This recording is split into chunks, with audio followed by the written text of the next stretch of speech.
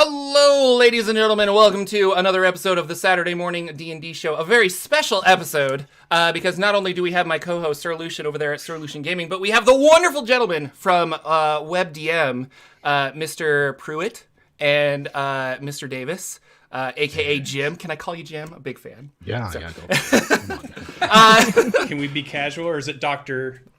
Davis? Yeah. But welcome, guys. We're really excited to have you. If you guys are hiding under a rock and you are not aware of the fantastic Kickstarter that these guys are doing, it is called Weird Wastelands. And this is the beginning, hopefully, of Worlds of WebDM, which I'm really excited about. But so today we're going to talk about, pretty casually, but just talk about this really cool product that you guys got going on, funded in 16 minutes. What is Weird Wastelands? Well, big question. Yes. You want to? You want this, or should I? I mean, I don't mind. Weird Wastelands. Weird Wastelands is it grew out of a lot of gym settings. There's a lot of that in there, as far as just like apocalypses, and you ran Land Between Two Rivers, of course. But is also inspired by a lot of the things that we are similarly captivated by. You know, Mad Max, Dune, Akira, in a way. There's a litany of like apocalyptic settings and themes that kind of are woven into this. But Weird Wastelands is a toolkit for players and DMs to have wacky, wild, and weird adventures in post-apocalyptic wastelands. It's got locations, it has adventure hooks, it has monsters and NPCs and factions. There's a subclass for each main class, not the Artificer. Sorry, it's not in the SRD. Yeah. We were heartbroken too, which is why we're doing the Technocracy Wizard. So it was kind of a keep some of the ideas and move it around. We're doing an all-new Scion class. Obviously, Dark Sun is a big inspiration. Yeah, I was about to say, like, I love Dark Sun, and so it sounds very Dark Sun. Yeah, it can't be denied, but I would say that this is a slightly different take on a magically created or, wrought wasteland. Yeah, now when I hear post-apocalyptic, I always think of more, I guess, like modern day, like cars and stuff like that. Yeah. But this is this kind of Eberron-esque with airships and stuff, or is this more like a hardcore just fantasy but a big catastrophe? Like, I mean, Eberron's is, to me, Eberron is as much an influence as Dark Sun. Okay. Like Eberron was one of those settings that when it dropped, it was like, oh, someone made a D&D setting finally. Not just the generic, like, you could play here, like, yeah. Right, yeah, but like took like the assumptions that were kind of baked in the rules and how, play developed and created something out of it that was interesting and I thought was unique. And so it's sort of captivated my imagination since. And yeah, the Weird Wastelands, has this dual inspiration from these two settings where, like from Dark Sun, it gets the idea that magic is to be taken seriously, that it is there is something dangerous about it, that there is something potentially catastrophic about it.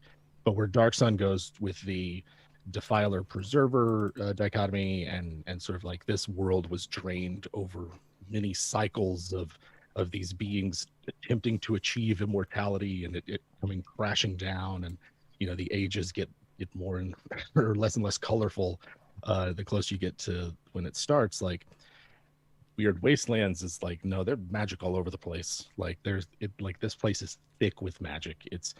There's not a square inch of ground that isn't somehow like touched by it in some way. These either used to be like alchemically fertile fields or like blessed by nature gods, things like that, or something. But then this catastrophe happens, and in this sense, like the Mournland plays a big part in that. Of just something happened, maybe a lot of somethings, but it's left behind these magical ruins and this magical wasteland to play in.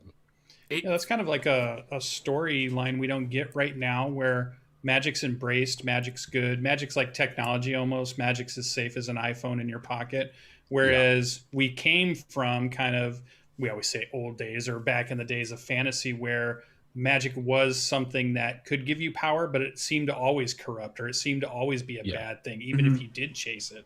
We don't get that storyline as much. That'd be a cool kind of thing to see brought back into the space again, this idea of magic's dangerous, and it may give you power, but you're going to give up something for it too. Yeah. Like, I was gonna say, like, if you think about it, like in a traditional D&D setting, like maybe there's just not a critical mass of magic use yet. Like it's boutique, it's cottage industry, it's it's little master archmages and the like, and their own little towers with their individual apprentices, and it's all very artisanal. But like there's a materiality to D&D magic that suggests it could be industrialized, that suggests it could be mass produced, and it has a predictability to it that lends itself to study and exploitation. And like, so if the last war in Eberron is supposed to be the First World War, Weird Wastelands takes place after the third. Okay. I like and that. So right, like we've been through this again, and both sides are now arming up because we realized that we could arm up. If we don't, the other people are, and now you have a catastrophic end to the Cold War as opposed to what actually happened through history. Okay. Yeah. All of this has happened before, and it will happen again. I mean, you should never forget that. But also, when going back to your point about magic being dangerous, like it used to be dangerous. There used to be some edge to using magic in D&D, and I am sad that has it's just gone away. Like the rough edges, they've made it child friendly. You don't have to worry about. You can use these spells around it. And you won't be hurt. But that's why cubic feet of fireball. Yeah. Before you cast. Yeah, and so they made it all safe. They figured it out. Like, but that's why I think it's good to play other settings and look into other worlds that have like Warhammer fantasy role play where chaos will corrupt you. It can make I've had plenty of characters that have gone the wrong way because a couple of pairs turned up on my die rolls. When trying to, channel a spell. Or another, totally. Or another one, I got tentacle hands. Another one is Symbaroum, is another one that, like, the corruption that will change you and turn you into a demon, because you're using this power that you're not supposed to. Like, that is... Yeah, humans are not... like our physical bodies are not meant to channel this, and there's going to be repercussions. So bringing a little bit of that in, not just like wholesale or anything, but like this is why it's good to play other systems, to be inspired by other venues and other ways of seeing how to portray these worlds, so that you can have something that might be frustrating or whatever, but at least it's like different and fun, and it's a challenge to overcome, because that's part of playing role-playing games, is you're presented challenges that you overcome. RPGs in general, and especially D&D, but a lot of it is risk and reward. Like, I'm going to, I want to risk something in order to, if it works out, it's going to be awesome. But there's that's why we roll the dice. It's kind of exciting. And I'm a big fan of Dungeon Crawl Classics, which we talk about a lot on this channel. And that is a very similar direction of magic, where a natural 1 or even less can super hurt you. And that's the running joke. Whenever Jordan mentions DCC, you gotta take a drink. It's same with Spelljammer. Jim, we should start that. Or that was the book I thought you were going. When I heard you guys were doing a Kickstarter, I'm like, they're gonna do Spelljammer and just say F you. We're gonna do Spelljammer. Patience. Yes. We must start on the ground before rising. You can have all my money. I'm throwing it at you right now. So it's not a would you say this is a campaign setting, in the sense of like a Eberron or Tolis came out and that book is like so huge? Or I noticed you guys use the word what was it, tool kit or toolbox? Yeah. There's an implied setting. Like an implied setting. There are definite themes that come through when you read through this and look at the book. This is meant to go in those places in your world where something bad happened, a desert, a wasteland, whatever. It could be the whole world if you're creating that. If you want to create something Dark Sun inspired, you can do that with this book. We give you, tables to roll on to create certain things, and like locations, and like I said. So yes, you can run a campaign, but we are not telling you like the names of the city and what happened here and all of that. We're just providing what you need at the table. And you can do whatever theme you want. Now, we do have ideas, like we're gonna have like is it a table, Jim, or just a series of just like choose your apocalypse? Like we'll have something to that effect. Like the idea is to be able to, if it's going to be a toolkit, then it needs to be as modular as we can make it. And so, to sort of stick with the theme of D&D settings that it's inspired by, like Ravenloft is another, in that Ravenloft is the mist can come and you have yourself a gothic horror adventure, and then the mist come and you're back to your regular world, and you just have this detour through a different style of adventure, different themes, dealing with different stuff, whatever, just freshen up your campaign, but then you're back in your main one. And it's the same as this, right? You're going to go to the Anarok Desert because that's a magical wasteland. Yeah. Or you're going to go to the regions where the reign of colorless fire or the invoked devastation occurred in Greyhawk, or you're going to go to the Mournland, and like you're going to have an adventure there, and it's going to be terrible, and you're going to have to like worry about the basic necessities that you might not when you're in civilized D&D, and then you're going to come back to your main game, or you're just going to stay there and build a campaign out of the elements that we have. So like that's kind of what we want. And so instead of having like a big section of like, well, here's the history of the place, how it became an post-apocalyptic wasteland or whatever, like you're just going to be more stuff. We're just going to use those words for more tools for the DM, and encounter tables and equipment lists and things like that with their own flavor that will imply something, but it's not so baked in that if you don't like it, you can't just like reskin or change it or something like that. No, and I love exactly what you guys are making, and I think that's my preferred book, because I so often am like, well, I like this campaign setting, but I want to do X, Y, and Z, and I want to do this. And I love Monte Cook. I love Monte Cook games, but when Tolis came out, I was like, that is like, I'm so intrigued, but I'm also so intimidated, 600 that you have everything mapped out so much that there's no, like, where's the wiggle room, I guess. And as a DM, you have to have wiggle room, because your players are they're gonna wiggle out of whatever thing you put them in. It is a home defense weapon too, if you need it. So if a burglary comes in, you throw the Tolis book at them, they're done. Yeah, that's it. Oh yeah. I would say that if you look back to the 3rd edition or 3.5 books like Stormwrack or Frostburn or Sandstorm, this is more in line with that, where it tells you how to run things in this environment and the things that could be there. It's up to you to however you want to stitch them together with whatever backstory and history you want. We've at least done like a lot of the heavy lifting creatively, and what you don't use specifically hopefully inspires you to create your own little thing. Yeah. My 2 criteria for what should be in a good game supplement is like, it's either better than what you could come up with off the top of your head at the moment. So it's got to go above and beyond like the most obvious answer, or the obviously this would be okay. Well, duh. Then what more can we have time and focus here to do more with that? Or it's the bullshit work that you just that in the moment you don't want to have to figure out what this thing does or how this mechanic works or something. And so we want to present those tools to you so that when like the PCs go left and you thought they were going to go right, you can go, all right, no sweat. And flip to a page. Welcome to the wasteland. Thank you for this D100 table.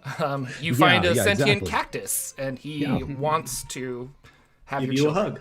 What? Yeah, because like the wastelands and sort of post-apocalyptic gaming carries with it a lot of assumptions about the exploration pillar that 5th edition doesn't really support, and sort of makes nods to, or rather I should say this, its support is inconsistent and contradictory.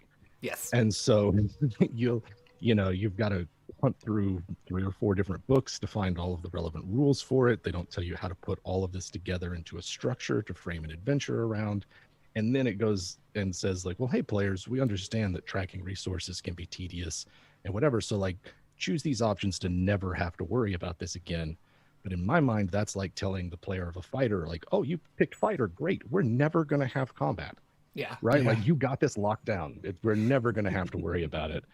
Whereas instead, like, wait a minute, those are moments I want to zoom in on. Like I picked Ranger because I like doing wilderness stuff, not because I should be good at wilderness, not just negate the fact that we have to do wilderness. And yeah. I ran a game with a ranger, and he was so excited, and he's like, I want my terrain to be jungle because we're going to be in a jungle. Yeah. And then by the end of that campaign, I was like, we're kind of just, we don't have to do this because you automatically succeed. Yeah. And he was let down. He was like, well, Right, yeah, right. and so I'm curious what additions, if you can talk about them, that you're making to this kind of exploration, because I love exploration. Class? Big fan of hex crawls. Yeah. So we're taking a 3-pronged approach. Two elements from the DM side and one from the players. And so from the players side, sort of taking inspiration from Tasha's and others of presenting variant class features that players and groups can swap out for the baseline features, so that instead of having auto wins and guaranteed successes, they have a mechanical widget to mess with in a moment, of wilderness exploration or survival. That same thing with spells. We want to provide, like, say, variants of Tiny Hut, variants of all the, good berry or create food and water. Like, I don't want to say, I don't want the advice we give to be like, say no to those options. Like, those options are there for a reason, and they also serve as like benchmarks for how powerful your characters are, that they, like, oh yeah, I'm going to walk unassisted without any gear into this scorching radioactive wasteland and be just fine because I'm a tier 3 D&D character, and so that's for the players.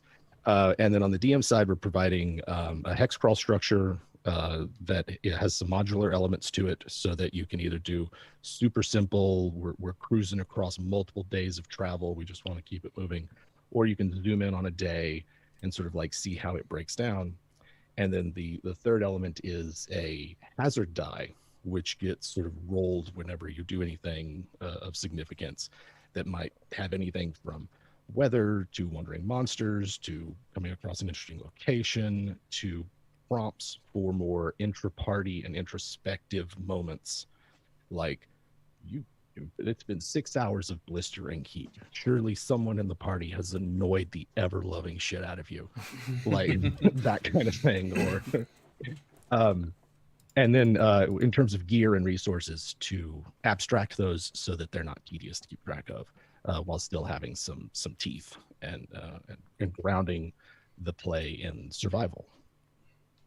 That's cool. Is this what tier would you say this is? Because you got me thinking about like a tier 3 paladin walking through. Like, is this a level 1 starting ground? Is this kind of the DM makes it up? You could be either, or is it like going to be super deadly to those level 2s that are like, I'm on an adventure, and like arrow to the knee and they're gone, 8 hit point. Right. Town guard's life for them. Yeah. We'd like to provide a range of options, and I think it's possible to do that. Our promo material has features of location that can be used in a lot of different ways, from like, watch out for this quadruple deadly encounter, to have fun yucking around with some dust methods that you rough up for a round and then you're done. Like, there's a wide range of play options there that hook into the story of the location. And so I think the sweet spot for this level of this kind of play is tier 2. I think the characters are tough enough to really take on some of the challenges, and also have a lot of resources, and so you can play rougher with them. You can throw things at them that for a tier 1 party might be just unfair. Like, they can't recover from this. It is a fine balance to provide a mechanical challenge that's satisfying from like a game feel level, that presents options for the players, but is also like, this has consequences, like there's something at stake. One of the ones, I'll use an example from the promo, where it's like, you get infected with an elemental imbalance and you've got 30 d6 of damage that you're going to take. It goes off in an hour and it's going to blow up. But anytime between now and then, you can choose to take however many dice out of that 30 dice pool and set off an explosion centered on yourself.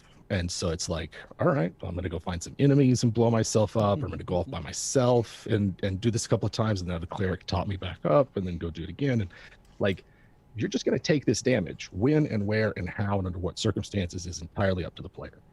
And so those are the kinds of things that we want, where that it never feels like a gotcha or rocks fall, everybody dies. Mm-hmm. But at the very least, there was an element of choice in how you got your character killed or mangled or possessed. Oh my gosh. Or something like that. You get that and you're like, all right, we need to have Tiamat swallow me. What? Yeah. Trust me. Yeah, exactly. I'm going to do this for you guys. Diving in. Yeah, I'm gonna go out here and get swallowed by something and blow myself up. Yep. But like the wasteland is for all levels of play. It's just, you know, part of the GM section that we'll have is advice for how to turn resource you know, focused games that at tier 1 involved, like, do we have enough food and water to traverse this part of the wasteland? Like tier 3, it's like, do we have enough resources for this community I'm a part of? Like, or we came across these people in need of help, and like my spells can feed us, can help us, but now there's like 50 or 100 or 500 or whatever people who also need help. Like, it's to embrace the options that are already there for play that might seem like they trivialize wilderness survival, and recontextualizing them to be like, well, they've got limits, you know, they're not always I win buttons. Goodberry, you know, it might keep you from gaining levels of exhaustion or dying, but it's like, is it good for you, really? Like, Yeah. like, Yeah, that's interesting. Like, I can conjure all this food, but like you're sustaining your body on magical food. Is that going to have long-term consequences? Is that kind of right? There's Yeah. already like dangerous levels of just background magic out here already. Do you really want to be ingesting it into yourself? In a normal D&D world, it's fine. Once a day, that's all you need. But like, maybe not out here. That might not be a good idea.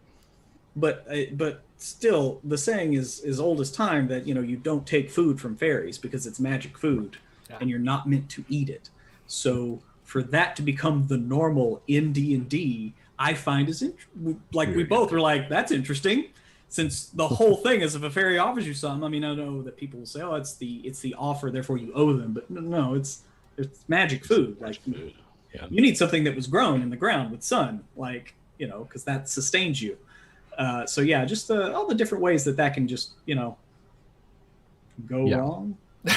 Yeah, to present a range of options, because like part of our, you know, the research for this and like prep for it was like just getting a feel for people's take on the exploration tier. You know, just, you know, especially like from Twitter, where my perception of it is that this is a tier of play that's not as valued as some of the other tiers of social interaction or combat, and a lot of the responses I got back sort of shed light on why. And for a lot of people, it's that travel lacks any kind of meaning. It takes up time at the table that they see as like distracting them from the real locus of play, which is the adventure site, the dungeon, whatever, you know. And that because the refresh rate of abilities in 5e, if you try to just like load up a bunch of combat challenges on them or make them spend a bunch of spells, they sleep once and now it's back to it again. And then you're like, well, is wilderness like that dangerous that you know, these characters are having to spend all of their resources every day just to get from point A to point B? Like, is the world that dangerous? And so we want to like provide options for DMs to build games that say like, no, but we can challenge the party in other ways. We can adjust things for a certain level of play. Like at the end of the day, everybody's got to be down with it. If you got a group that doesn't want to worry about what they eat and where they sleep, then there's other things in the book for you. But a good deal of it is about making wilderness survival and travel a meaningful part of the game. I think we have a pretty DM-centric audience too, and I think another cool thing about Cataclysm or Apocalypse that you get storyline-wise from a DM perspective is you can turn rules upside down, and for those players who've read the books and know everything about the spells, they've already have their plans out, they know they've got their 10-foot pole to do these things, but then all of a sudden you start showing that the physics of this place is different, the magics of this place is different, and all of a sudden all those things that you had relied on, and for a player that gives them a challenge that they might not have had and knew they wanted, because they love to problem solve. They love to figure out, well, how are we going to solve this? Because before we just fireballed it. But now if we fireball it, that's not going to work for some reason, because fireball is going to do something different. We need to come up with a new solution, and that challenges them in a new way that they weren't challenged before, because they had the, you know, their typical fantasy conceivable. We're taking the ring to Mount Doom and we're throwing it in, kind of. That's what's going to happen, kind of thing. Yeah, and I think like the being able to present a challenge to veteran 5e players who are used to a certain play style and certain play assumptions. Like I look at my own experience as a player in 5e across both extreme games to private games to cons games, and like I start thinking of things of like, well, there's these commonalities that exist between it and also moments that never happen. And when was the last time you ran out of a resource in an adventure? When was the last time you didn't have a weapon when you needed one, or that you didn't have everything that you wanted from, that you weren't operating at peak capacity or near peak capacity when you go into a combat? And like, the exception to that was like Adventures in Middle Earth, where you can show up after a long journey at the place where you think you're having an adventure with like exhaustion levels and no hit dice and, just the miserable condition and, and how much richer that made the game, and how like those constraints and limits and just hurdles like up the engagement. Like we're talking like first and second level game here, and it's like, no, that was memorable and awesome. And so that's what we're trying to capture. Pruitt, I know you're about to say something, so I'll let you well, you still got it. Just waiting, because when it comes to adventuring and adventures, the old adage is it used to be about the journey, not the destination, right? That is what Lord of the Rings is about.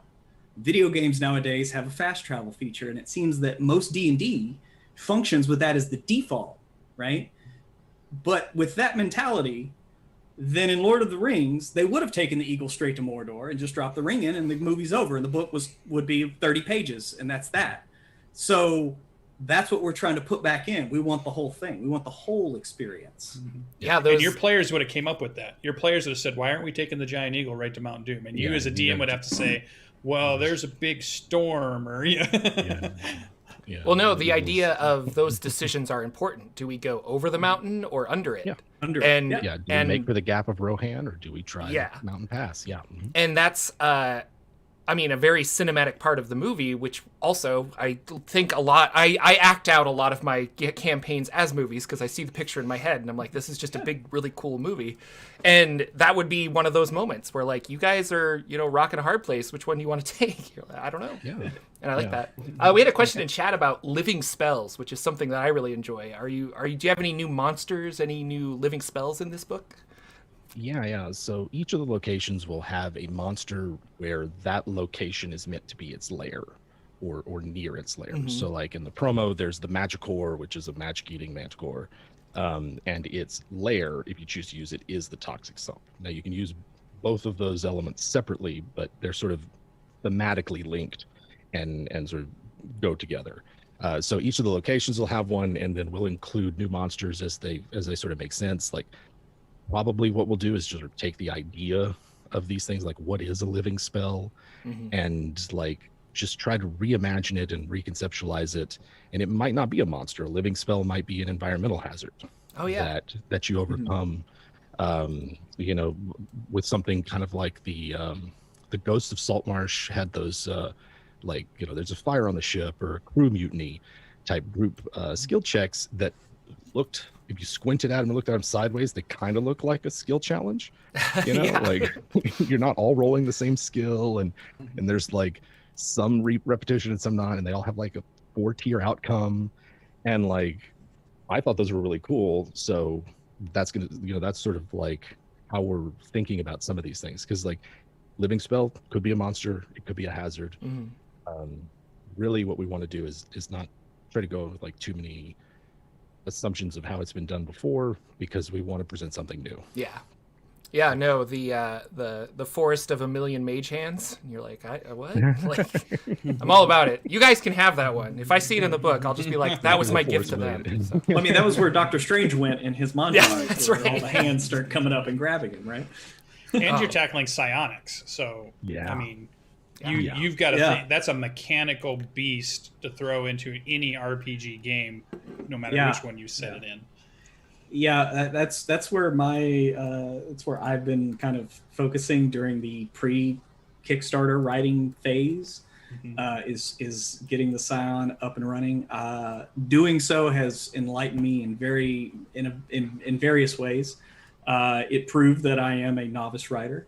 It proved why it's so hard for Wizards of the Coast, who are apparently supposed to be some experts at this, just abandoned it for 5e and just split it up into subclasses. it was tough, like designing a whole new class and like trying to think of like what's come before and honoring that versus like, how do I see the Scion and what does it normally look like when it's presented, and how it's been in D&D in the past and how it's usually presented in like various media. To me is usually two completely different things. I love the 5e Mystic, but they could do everything if you wanted. Like depending if you pick the right disciplines, you could do anything you wanted. You didn't need anyone else, right? That seems cool, like a complete, I'm good, I don't need anybody, you know, but that is not usually the way a Scion is presented, whether it be Jedi, the Bene Gesserits from Dune, in Akira. Like they usually have a Invincible, Adam and Eve. They usually have a smaller set of powers that they can use in a varied way. Stranger Things. That was the great, same thing. Yeah, psionic power use right there. I loved it. So that is what I tried to hold on to. I tried to give as many nods as possible to second edition, third edition, even the Mystic. There are side points, but what you can do is much less, but it's scaled. And depending on how much energy you put into it, you can scale up that power depending on how many ranks you have in it. So that's kind of the avenue I went, where you can end up with something more like Psylocke or Jean Grey, but not like someone who can enlarge and shrink and heal themselves and throw telekinesis and read minds, you know, like everything. So that's, you know, we'll see. You know, I really like that. Something, I guess it's a personal thing, but I always got frustrated when it was like, yeah, and you can use your psionics to cast arcane spells. And I'm like, but what? But I have always loved, like, my favorite X-Men are the ones that can figure out interesting ways to use their powers. Like Magneto, I can bend metal, but if I wear metal, I can fly. I can alter people's brain chemistry with the iron in their blood. And the way you were talking, Pruitt, it sounds a lot like that, where it's like, probably not to the level of X-Men, but like, I'm going to refine my psionic powers to, like Psylocke fists, or I'm going to do X, Y, and Z, and I like that. Yeah, well, I mean, I will say this: a max telekinesis person can lift like 10,000 pounds. So you know, I'm just slip that detail in. Like one of the things that I like about the Scion as it's been through development is like it's not a caster clone. Good. It's not like cool. Here's a big list of powers that you kind of select from and spin your pool. Like that's what's always frustrated me a lot about psionics, was that it's just sort of like a carbon copy of spells but with points instead. It didn't feel different enough, and so we really tried to capture like this feels different. It's not a caster clone. It's something hopefully that you haven't really seen before, and that produces like a real unique experience. But so far it's shaping up to be pretty different than other things. Does it have any like damaging aspects to the user? Like, is there any feedback or badness to using that it? Blood trickle? The blood trickle. I will say the capstone ability, the 20th level ability, is called Burn Bright. And the whole point of it, as I envisioned it, is you can push yourself to the point of death. Like, it gives you the ability, or at least in its, the way these things work, it's not completely written. We have a bunch of ideas and they're being honed and whatever. But the way it's being conceptualized is that it is an ability that, you trade your own personal health for more power to do a thing that you need to do in that moment. If you survive, hopefully your party can rescue you, whatever. But like, I was just like that. I'm sorry, but like, as someone who their first character died heroically to help the party, and it's like, still, I think about my first character ever and the death that he had and the story that has been told countless times again. Like, I want people to have that opportunity. If they see that moment where they can hold the line against the Horde as everybody escapes with the thing that to do the mission and save the world, and you realize, this is my moment, I want you to burn bright. And that is the point. You shall not pass. Yeah, you shall not pass. I love it. Very cool. But I'm sorry, just right quick. Your thing about magic and psionics, that was something that we talked about quite extensively.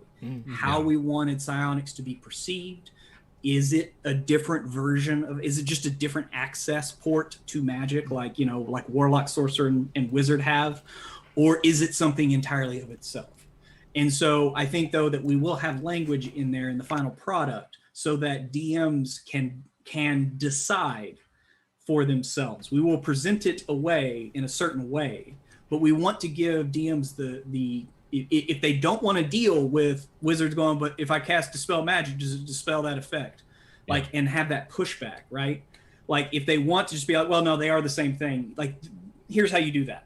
Or if you want them to be two separate things, here's how you do that, right? Yeah. So we want to arm DMs with the knowledge so that they can present it to their table and everybody can agree, like, yes, this is the experience that we want. Yeah, 5e makes it really easy to do a lot of this. The way that the exceptions-based design and the kind of natural language of the rules work is that you can just say things like, well, all right, you know, normally I'd have to have a Dispel Magic to get rid of some sort of status effect that's affecting an ally, but, you know, like, I don't want it to be one-for-one magic Scion equivalents. So instead you say, this psionic ability can remove conditions. It can remove these other things. Like, you just bypass completely the one aspect of it to target another part of what's going on. So you can say, like, well, what if it you know, it gets rid of, like, paralysis, and you know, okay, well, that there's anything then, whether it's a poison that causes it, whether it's a magical effect or something. So in that sense, we're sort of trying to look at new ways to see the rules and not follow, you know, not just reskin a bunch of magic spells and present them as powers. And so I think, like, the low level ability of telekinesis does this really well, in that Mage Hand is a spell you have to cast. It has a visual effect. It has components. It takes 6 seconds to do. Our telekinesis, if there's something across the room and they want to move it, it's just an action. You just do it. There's no anything else. It's always on. There's no activation. Their reach extends out to their zone of control. And that sort of, like, really captures the heart of the difference that we're talking about here. Is it should feel different. The magic user, whoever, like, they're going to have to spend a second to summon their ability to do this. They don't just have it always because it's a part of them. I'm a big lore nut fan, obviously. And I've heard this. There was a part of your Kickstarter, like the intro, said when gods abandon a planet. Yeah. And that really got me thinking about just clerics, paladins, anybody really who worships a god. What are there? I guess I'm asking, are there mechanics and stuff to reflect that? Like, if I'm worshiping Tyr and I get sucked into the Weird Wastelands, is Tyr there for me? Do I have, like, subliminal Tyr powers? I don't know.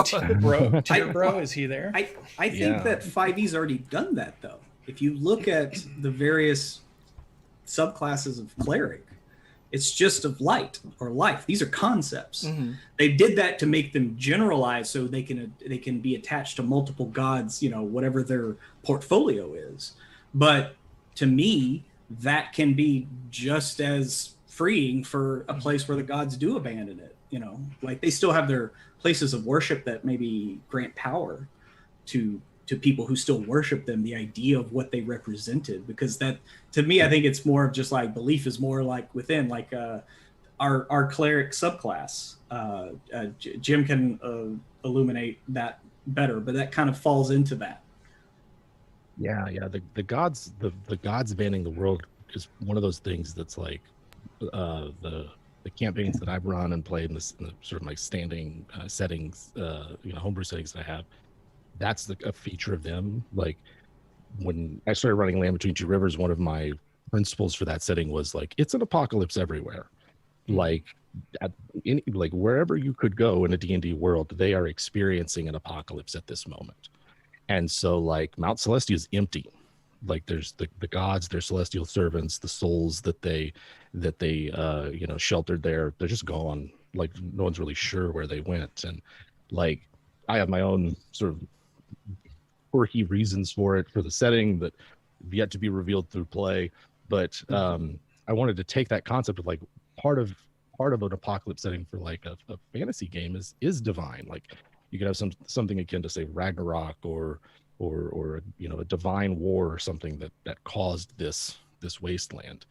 And it could be that the gods died during that. It could be that they left just as the place is ruined and they sort of like shirk their responsibility, and maybe like the higher tier play of a campaign like that is tracking them down as the sort of survivors of this and laying a smackdown on these divine beings that left and abandoned a play. You know, like that's appropriate for a capstone for a D&D campaign, is to bring back the god of nature. Like, we kind of need you. You walked away. Yeah. So like it, you know, D&D is exists within this setting and idea space where there are these powerful beings who could snap their fingers and fix all of this. And so in order for it to continue to be a wasteland and continue to be an apocalypse, we sort of have to address the fact that maybe the gods aren't around, or they're not receptive, or like maybe this is punishment. And so that's sort of the way our cleric leans, is that like the cleric in this sense, like all of our subclasses sort of represents someone shaped by the wastelands and adapted to it. So like, you got to imagine a cleric before the apocalypse is like, I'm devoted my life to this particular deity or concept or cosmological principle or whatever, you know. And that all turned out to be wrong. But I still have the ability, I still have this capacity to channel this divine magic that exists within the world. So like for our clerics, we're saying that the apocalypse is seen as an event and condition like that's meant to be here. Like, we did something wrong. We worshiped false gods. We devoted ourselves to beings that couldn't protect us.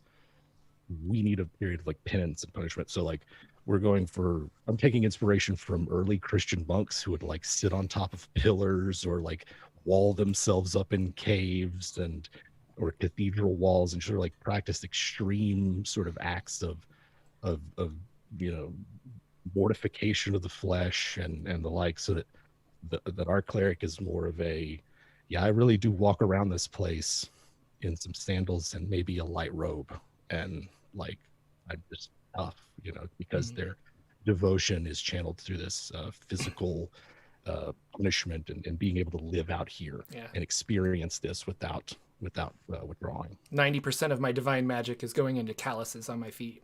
So it's the only way I'm able to make it. Yeah.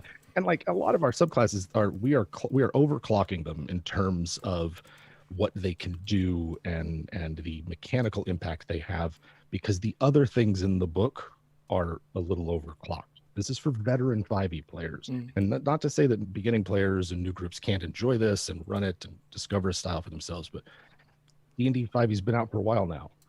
And from my perspective, there's a lot of focus on making sure that the newcomers to the hobby have easy access and entry and accessible adventures and supplements. And that's wonderful because we want to create a solid base of long-term players and keep the hobby going. But like for people who are long-term players, this isn't their first edition, or they've been playing the hell out of the game for a few years, this has them in mind as the primary audience. We don't want to exclude anyone to it, but it is for people who are like, we kind of know what we're doing.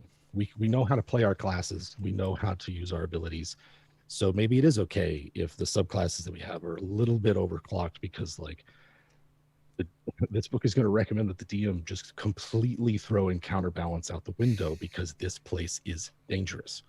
And you might need some of that in order to survive some of the challenges out here. That was similar to Colville's book when he put out Strongholds and Followers, was these things are going to overbalance, so you have to correct a little bit. Yeah.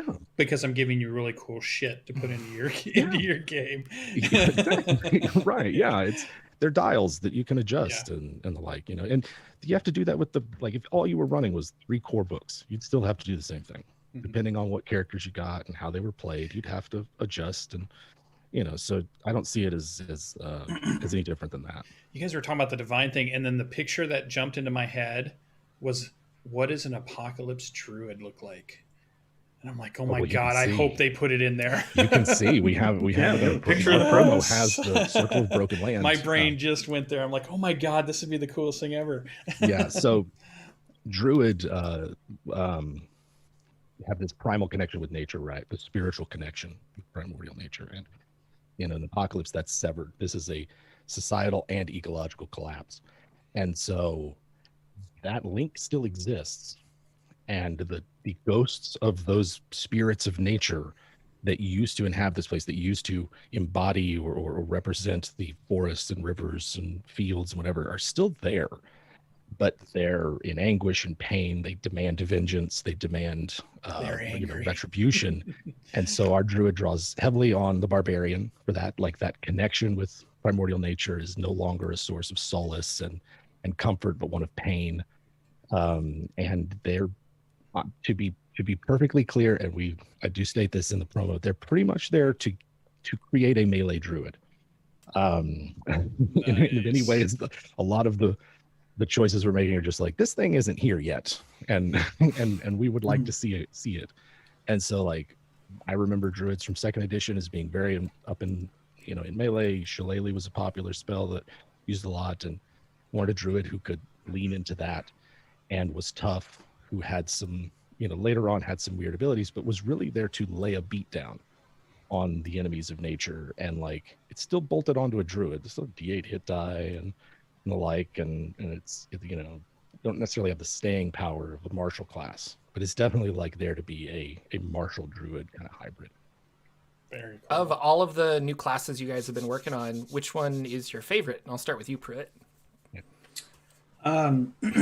Well, as troublesome and as much of a trial it was to create Scion, I really loved it. Okay. But right now I'm working on a subclass which we have been talking about for a long time, which we're calling the Enforcer, which is a strength-based rogue. Because I don't know, I just think that not all muscle in a thieves guild needs to be dumb fighter muscle. Like, you would have people that come up that still know thieves can't. They know how to sneak around, but they're just they got a little bit different build, and they're not about just staying in the shadows. They're like, more about rolling up and maybe doing some damage with their grapple more than you normally can, like being able to put your sneak damage into grappling. Like, you come up behind someone, get them in a lock, and drag them back into the shadows. Like, how many times has that been part of Jason Statham? It plays this Jason Statham and everything. Like, I'm thinking Batman, him just sneaking and pulling people back into the shadows. And so, like, that's kind of where my mind is with that. And we know D&D in general is just so everyone could eventually play Batman. So yeah, totally. Yeah, I'm just trying to give it to you without multi-class. Exactly. Like, maybe a little bit of monk. Go buy this book, people. Come on.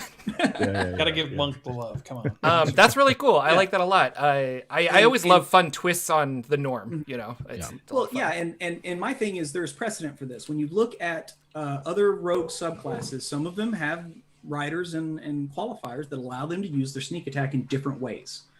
So that's all we're doing here is, if this, then that, and you can use your sneak attack also because of this situation, right? Mm-hmm. You can use it like it says in the book with the main class, but you get this little extra thing, like the swashbuckler, Mm-hmm. It's really cool. Sure. Mr. Jim Davis, what is your favorite of the new ones you guys have been working on? Yeah, so I'm at the moment, the Technocracy Wizard has been sort of the nut that I'm trying to crack. Like, it's tough to pick out of them because they all have something to like about them. Yeah. But the Technocracy, or not Technocracy, Technomancy school is Technocracy. Is that it would start a city? Different game. A city that's run by a robot, or right? Yeah, Skynet. Game. It's sort of like, there's a lot of low-hanging sort of, messing around with constructs, or sort of having a way to alter your spell focus so that it does other things. That was my starting point, but then I was like, that's not enough yet.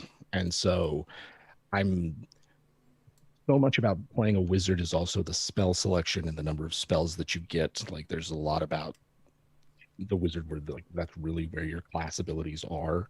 Mm-hmm. And so piecing out like how much of this construct focused, artifice focused wizard, not an artificer. I mean, there's a reason it's not just like a artificer ripoff. We still want it to read as wizard, but narratively where we're coming from is that this place, you know, used to have all manner of magical objects, that the society that produced this apocalypse, or, you know, suffered it, was one in which artifice and the creation of magical constructs and the like was fairly commonplace. And so a lot of that magic that's bound to physical objects tends to be more reliable than pure spell casting. That pure spell casting, there'll be probably a lot of alterations to it. No one blanket thing, but it's simply just, it works different here for XYZ reasons. And that the Technomancer has the ability to access and manipulate and use magic that is more stable, that is more reliable, and also who is writing spell books, who's creating the paper and the ink and the whatever. Like, there's a certain infrastructure implied by some of the subclasses, and I think like Wizard is really one of those where it's like, who's teaching you to do this, you know, and how are you learning these, you know, this magic? And so we wanted one that's like, they're going to be exploring the ruins to gain access to that magic, but it's very much focused on objects and you know, materials, as opposed to like spell casting in a different way. Mm-hmm. That, you know, that's sort of our narrative, the narrative that we're coming from as we're looking at designing it. I love it. You guys are currently at $204,000 in your Kickstarter. It's amazing. Unlocked so many extra, what do they call them? Stretch goals. I was like, unlockables? Yeah. That's not right, Jordan. Yeah. The last one I'm very excited for. If you guys get to $250,000, you guys will include a supplement from the Sea of Stars. I mean, Pruitt, I've bugged you on Twitter plenty of times about your Spelljammer campaign, and we have a mutual love of Spelljammer. I don't know anything about this, but I'm gonna assume, and I would like to ask you about the Sea of Stars and what could be in the future. What could be in the future is something in the very same spirit of what Weird Wastelands is. We want to give the DM a toolkit to run a specific style of game. And to me, a Spelljammer campaign is no different than any hex crawl or exploration. Mm-hmm. It's just there's a vehicle involved. So there's more considerations and greater distances, but still the same things apply. I mean, you know, you could say, well, spaces, there's just nothing there. And it's like, well, it's because you're not putting anything there. So that was the thing running my 2 Spelljammer campaigns of trying to constantly like have something for the players while still maintaining that, you know, you're on a ship. We need to know that you're on a ship. So every now and again, you have the ship episode where everybody's just traveling. You're going to be traveling for 2 weeks. Mm-hmm. What is that like? What can come up in that? Gotta have that Star Trek bottle episode where everyone's just on the holodeck and yeah, and just nothing to do, right? So just providing the same kind of structures and things for that. Like I can't wait to work out, you know, building your own world, because that's the thing is like you can build your own planet. What does your planet look like? Is it a flat Earth? Is it a cube Earth? Like what would that be like? What would a flat Earth really be like? So you would know you were on a flat Earth, and so that's look the around, thing. Pruitt. I don't know. Oh boy. No, I'm sorry. It's YouTube. Come on, what are you talking about? Saturday morning conspiracy show. Do we need to start doing visible proofs? The lizard people are listening. The lizard people are listening. Here's my thing. Do you honestly think in America that is consumed by capitalism and tourism that if there was an edge to the earth, there would not be flights going there every fucking day? Because I'm sorry, and there's my one F-bomb for my PG-13 filter, but I'm sorry, but think about it really. It'd be on Twitter and I'd have my phone. Yeah. It would be the biggest tourist industry ever. Go fall off the edge of the earth and then come back again. Anyway, 24 deaths a year. People falling off, taking pictures. Yeah. That aside, we want to give you ways to build your own world, your own systems. What do the systems look like? Are they in spheres? Are they not? Like, and again, this will be the same kind of thing as you creating your own space fantasy to go and have fun in, because you know, at the end of the day, you know, everybody loves Star Wars. Like, you just love it, and that's the thing is like, I want to provide that for everybody. I want some, you know, swashbuckling, you know, Mandalorian laser guns, you know, and swords in space on ships, and so you know, like. I'm excited because the groundwork laid in Weird Wastelands will continue. We've already got war wagons as a stretch goal, so we're going to be doing vehicles in Weird Wastelands. Well, guess what? what kind of vehicles are in space, and so some of the rules that we create and run for that, you'll be able to use and then transition to Sea of Stars, and then they'll be expanded. So I mean, honestly, like, this has all been conceptual talk at this point, because we're still in the middle of writing Weird Wastelands. Yeah, exactly. Yeah. Yeah. Not to jump the gun. I just was very excited for that last one, and I hope you guys get it. You have like 20 days left, even more maybe. Oh yeah. But I will say this. This is what I have as far as my campaign Bibles and art for my Spelljammer campaigns. So like, I am ready to start sharing let's a lot put of them to that. work. I love it. Everybody, let's put them to work. That's the specific stretch goal that we'll have is a supplement for Weird Wastelands that'll bridge the gap between those two books. Yeah. So that's cool. that the specific, like, it's a preview of this book that Pros was talking about that we hope is part of a series of 5e books. And honestly, they're fantasy role-playing books. Like, there's mechanics for 5e in them, but the conceptual density of them we hope is enough that they're useful in any kind of game, even if it's not for 5e. So, but yeah, the stretch goal itself will be a supplement that we release sort of later on that will bridge the gap and give you sort of a way to like launch a potential expedition into the fantastic stratosphere of your own D&D campaigns. And then, Worlds Beyond. Yeah. That's great. You guys have partnered with 2C Gaming to make your book. They're a great company. We had Celeste Konowich on earlier, and she obviously she works there. She's like, full disclosure, but like her Venture Maidens campaign was great, and that's also fun. And is this a positive relationship? You guys are really enjoying them? Are they? Yeah, that's great. Yeah. Like 2C was one of those game companies that like they came across my radar because of their epic level handbook series. They have sort of a series of supplements for tier 4 and beyond D&D, tier 5, tier 6, that kind of thing. And I was just so impressed by what seemed to be like a really well play tested and put together and thought out conception of high level D&D that had like solid advice and tools and like was thinking of running a level 20, starting at level 20 with some old characters myself and going through those options, and like reached out to them and sort of one thing led to another. We started freelancing for them, wrote for the second of their epic level series, contributed to the campaign codex there, monsters for their TPK handbook 2, or the TPK bestiary 2, monsters for their Home of Titans, which is their epic level monster manual. So like I got to redo Orcus as a level CR26 monster, and the Angel of Death was another fun one, CR27 Celestial. So there's just a lot of like freelance work that we've done with them over the years. And then I had been working with one of their other developers, Ryan Service, is just sort of like in a writing coach capacity of like, if we're going to write a book, got to get up to speed, got to stretch those muscles and train. And so it's like, I just need assignments every week. Yeah. Keep me writing. And so that's been very helpful, both in terms of like my development as a game designer, and as we move from amateur enthusiasts to media people, content creators, to now putting out a book as game designers in our final nerd forms.